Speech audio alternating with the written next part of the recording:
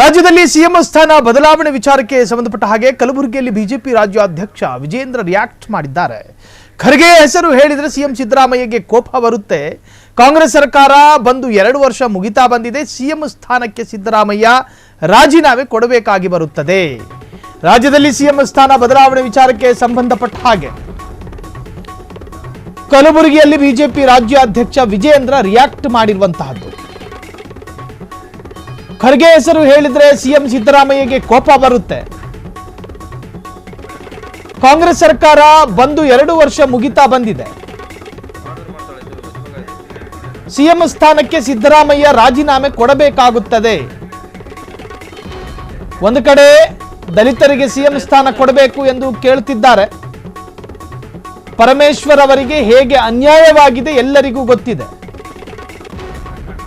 ಪಾಪ ಹಿಂದೆ ಪರಮೇಶ್ವರ್ಗೆ ಅನ್ಯಾಯ ಮಾಡಿದ್ರು. ಈಗಲಾದ್ರೂ ಮಲ್ಲಿಕಾರ್ಜುನ ಖರ್ಗೆ ದಲಿತರಿಗೆ ನ್ಯಾಯ ಕೊಡ್ಲಿ. ನಮ್ಮಲ್ಲಿ ಬುಡಕಟ್ಟು ಮಹಿಳೆಗೆ ರಾಷ್ಟ್ರಪತಿ ಮಾಡಿದ್ದಾರೆ. ಸಿದ್ದರಾಮಯ್ಯ ಅವರು ಅಹಿಂದ ನಾಯಕರು ಎಂದು ಹೇಳಿಕೊಳ್ಳುತ್ತಿದ್ದಾರೆ. ಆದರೆ ದಲಿತರಿಗೆ ನ್ಯಾಯ ಕೊಡಿಸುವ ಕೆಲಸ ಸಿಎಂ ಮಾಡಿಲ್ಲ. ಕಲಬುರಗಿಯಲ್ಲಿ ಬಿಜೆಪಿ ರಾಜ್ಯಾಧ್ಯಕ್ಷ ವಿಜೇಂದ್ರ ಕಿಡಿ ನೋಡಿ, ಯಾವ ಪಕ್ಷ ರಾಜ್ಯದ ರಾಜ್ಯಾಧ್ಯಕ್ಷ ಸ್ಥಾನಕ್ಕೂ ದಲಿತರನ್ನ ಆಯ್ಕೆ ಮಾಡಿಕೊಳ್ಳಲಿಲ್ವೋ, ಯಾವ ಪಕ್ಷ ದೇಶದ ರಾಷ್ಟ್ರೀಯ ಅಧ್ಯಕ್ಷ ಸ್ಥಾನಕ್ಕೂ ದಲಿತ ಸಮುದಾಯವನ್ನ ಆಯ್ಕೆ ಮಾಡಿಕೊಂಡಿಲ್ವೋ ಆ ಪಕ್ಷ ಹೇಳ್ತಾ ಇರೋದು ಸಿಎಂ ಸಿದ್ದರಾಮಯ್ಯನವರೇ ನೀವು ಮಲ್ಲಿಕಾರ್ಜುನ ಖರ್ಗೆ ಅವರನ್ನ ಸಿಎಂ ಮಾಡಿ ಅಂತ. ಮಲ್ಲಿಕಾರ್ಜುನ ಖರ್ಗೆ ಅವರು ರಾಷ್ಟ್ರೀಯ ಅಧ್ಯಕ್ಷರು, ಕಾಂಗ್ರೆಸ್ ಪಕ್ಷದ ರಾಷ್ಟ್ರೀಯ ಅಧ್ಯಕ್ಷರು ಮಲ್ಲಿಕಾರ್ಜುನ ಖರ್ಗೆ ಅವರು. ಸಿಎಂ ಸಿದ್ದರಾಮಯ್ಯನವರು ನಿನ್ನೆನೆ ಒಂದು ಟಾಂಗ್ ಕೊಟ್ರು. ನಿಮಗೆ ಸಾಧ್ಯ ಆದ್ರೆ ರಾಜ್ಯಾಧ್ಯಕ್ಷ ಸ್ಥಾನನ ದಲಿತ ಸಮುದಾಯಕ್ಕೆ ಕೊಡಿ ಅಂದ್ರು. ನಿಮಗೆ ಸಾಧ್ಯ ಆದ್ರೆ ರಾಷ್ಟ್ರೀಯ ಅಧ್ಯಕ್ಷ ಸ್ಥಾನವನ್ನ ದಲಿತ ಸಮುದಾಯಕ್ಕೆ ಕೊಡೋದಕ್ಕೆ ಸಾಧ್ಯನಾ ಅಂತ ಕೇಳಿದ್ರು. ನೋಡ್ರಿ, ಕಾಂಗ್ರೆಸ್ನಲ್ಲಿ ಎಐಸಿಸಿ ಅಧ್ಯಕ್ಷ ಅರ್ಥಾತ್ ರಾಷ್ಟ್ರೀಯ ಕಾಂಗ್ರೆಸ್ನ ಅಧ್ಯಕ್ಷರು ಯಾರು? ಮಲ್ಲಿಕಾರ್ಜುನ ಖರ್ಗೆ ಅವರು, ದಲಿತ ಸಮುದಾಯದವರು. ಸೊ ಸಿದ್ದರಾಮಯ್ಯರ ಸಚಿವ ಸಂಪುಟದಲ್ಲಿ 6ಕ್ಕೂ ಹೆಚ್ಚು ದಲಿತರಿದ್ದಾರೆ. ಸೊ ಹಿಂಗೆಲ್ಲ ಇರಬೇಕಾದ್ರೆ ಇದು ಯಾವುದು ಮಾಡದ ಬಿಜೆಪಿ ಮತ್ತೆ ಸಿದ್ದರಾಮಯ್ಯರವರಿಗೆ ಉಚಿತ ಸಲಹೆಯನ್ನು ಕೊಡಬೇಕಾದ್ರೆ ಇನ್ನೆಷ್ಟು ಕೋಪ ಬರಬೇಡ ಅಂತ ಸಾಕಷ್ಟು ಕಾಂಗ್ರೆಸ್ ಕಾರ್ಯಕರ್ತರು ಕೂಡ ಮಾತನಾಡ್ತಾ ಇದ್ರು. ಒಂದೆಡೆ ದಲಿತರಿಗೆ ಸಿಎಂ ಸ್ಥಾನ ಕೊಡಬೇಕು ಎಂದು ಕೇಳ್ತಿದ್ದಾರೆ. ಪರಮೇಶ್ವರ್ ಅವರಿಗೆ ಹೇಗೆ ಅನ್ಯಾಯ ಆಗಿದೆ ಎಲ್ಲರಿಗೂ ಗೊತ್ತಿದೆ. ಪರಮೇಶ್ವರ್ ಅವರು ಅಧಿಕೃತವಾಗಿ ಹೇಳಬೇಕಲ್ಲ. ಪಾಪ ಹಿಂದೆ ಪರಮೇಶ್ವರ್ ಅವರಿಗೆ ಅನ್ಯಾಯ ಮಾಡಿದ್ರು. ಪರಮೇಶ್ವರ್ ಅವರು 7 ಬಾರಿ ಕೆಪಿಸಿಸಿ ಅಧ್ಯಕ್ಷರಾಗಿದ್ದವರು, 2 ಬಾರಿ ಗೃಹ ಸಚಿವರಾಗಿದ್ದವರು. ಇನ್ನೇನು ಬೇಕು? ಈಗಲಾದರೂ ಮಲ್ಲಿಕಾರ್ಜುನ ಖರ್ಗೆ ಅವರಿಗೆ ದಲಿತರಿಗೆ ನ್ಯಾಯ ಕೊಡ್ಲಿ. ನಮ್ಮಲ್ಲಿ ಬುಡಕಟ್ಟು ಮಹಿಳೆಗೆ ರಾಷ್ಟ್ರಪತಿ ಮಾಡಿದ್ದಾರೆ. ಸಿದ್ದರಾಮಯ್ಯ ಅವರು ಅಹಿಂದ ನಾಯಕರು ಎಂದು ಹೇಳಿಕೊಳ್ಳುತ್ತಿದ್ದಾರೆ. ಸೊ ಈ ಬಗ್ಗೆ ವಿಜೇಂದ್ರ ಮಾತನಾಡಿರುವಂತಹದ್ದು ಕೇಳಿಸ್ಕೊಳ್ಳಿ. ಸಿದ್ದರಾಮಯ್ಯನವರಿಗೆ ಮಲ್ಲಿಕಾರ್ಜುನ್ ಖರ್ಗೆ ಅವರ ಹೆಸರು ಹೇಳಿದ್ರೆ ಪಾಪ ಅವ್ರಿಗೆ ಕೋಪ ಬರ್ತದೆ. ನಾನು ಸಹಜವಾಗಿ ಹೇಳಿದ್ದೆ, ಯಾಕಿದ್ರು ಸಿದ್ದರಾಮಯ್ಯನವರೇ 2 ವರ್ಷ ತುಂಬ್ತಾ ಇದೆ, ನೀವು ಮುಖ್ಯಮಂತ್ರಿ ಸ್ಥಾನಕ್ಕೆ ರಾಜೀನಾಮೆ ಕೊಡ್ಲೇಬೇಕಾಗ್ತದೆ. ಹಿಂದಂತೂ ಪಾಪ ಪರಮೇಶ್ವರ್ ಅವರು ಕೂಡ ಅನ್ಯಾಯ ಮಾಡಿದ್ರಿ. ಈಗಲಾದ್ರೂ ಕೂಡ ಮಲ್ಲಿಕಾರ್ಜುನ್ ಖರ್ಗೆ ಒಬ್ಬ ದಲಿತರಿಗೆ ನ್ಯಾಯ ಸಿಗಲಿ ಅನ್ನುವ ಹಿನ್ನೆಲೆಯಲ್ಲಿ ನಾನು ಹೇಳಿಕೆಯನ್ನು ನೀಡಿದ್ದೇನೆ.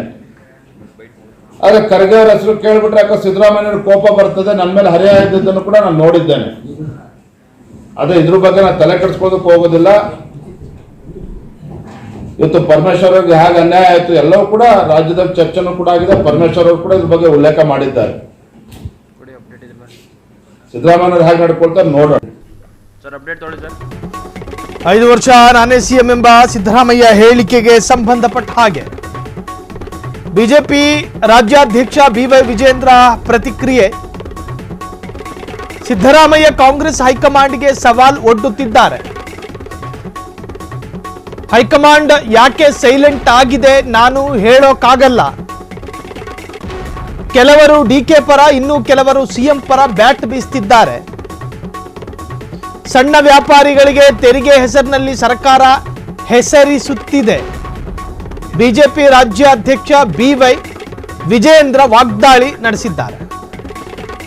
5 ವರ್ಷ ನಾನೇ ಸಿಎಂ ಎಂಬ ಸಿಎಂ ಸಿದ್ದರಾಮಯ್ಯರ ಹೇಳಿಕೆ ವಿಚಾರಕ್ಕೆ ಸಂಬಂಧಪಟ್ಟ ಹಾಗೆ 5 ವರ್ಷ ನಾನೇ ಸಿಎಂ ಅಂತ ಹೇಳಿ ಸಿಎಂ ಸಿದ್ದರಾಮಯ್ಯನವರೇ ಸ್ವತಃ ಹೇಳಿಕೊಂಡಿದ್ದಂತಹ ವಿಚಾರಕ್ಕೆ ಸಂಬಂಧಪಟ್ಟ ಹಾಗೆ ಬಿ ಜೆ ಪಿಯ ಸ್ಟೇಟ್ ಪ್ರೆಸಿಡೆಂಟ್ ಆಗಿರ್ತಕ್ಕಂಥ ಬಿ ವೈ ವಿಜೇಂದ್ರ ರಿಯಾಕ್ಟ್ ಮಾಡಿರುವಂತಹದ್ದು.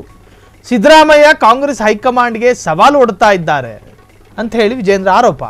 ಆ ಕೈ ಹೈಕಮಾಂಡ್ ಯಾಕೆ ಸೈಲೆಂಟ್ ಆಗಿದೆ ನಾನು ಹೇಳೋದಕ್ಕಾಗಲ್ಲ. ಕೆಲವರು ಡಿ ಕೆ ಪರ, ಇನ್ನೂ ಕೆಲವರು ಸಿ ಎಂ ಪರ ಬ್ಯಾಟ್ ಬೀಸ್ತಿದ್ದಾರೆ. ಇಲ್ಲಿ ಕೆಲವರು, ಇನ್ನೂ ಕೆಲವರಲ್ಲ, ಕೆಲವರು ಡಿ ಕೆ ಪರ, ಅನೇಕರು ಸಿ ಎಂ ಸಿದ್ದರಾಮಯ್ಯರ ಪರ.